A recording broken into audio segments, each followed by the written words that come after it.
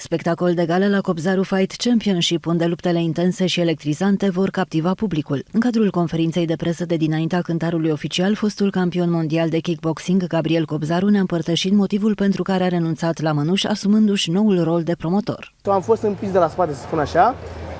Sportul în România a avut o cădere și eu, ca și sportiv, am ales să fac ceva pentru sportivi, pentru colegii mei, să zic așa, să fac ceva pentru ei și să mă depășesc puțin mai mult pe mine ca și sportiv și să trec la etapa următoare.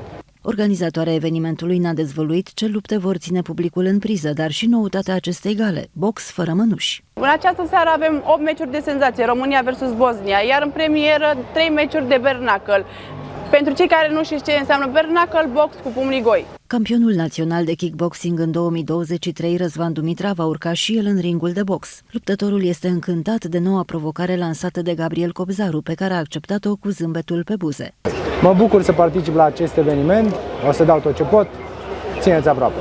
Lupta dintre Andrei Năstac și Sergiu Calutoiu va ține capul de afiș al galei Kobzaru Fight Championship, ajunsă deja la cea de-a 4-a ediție.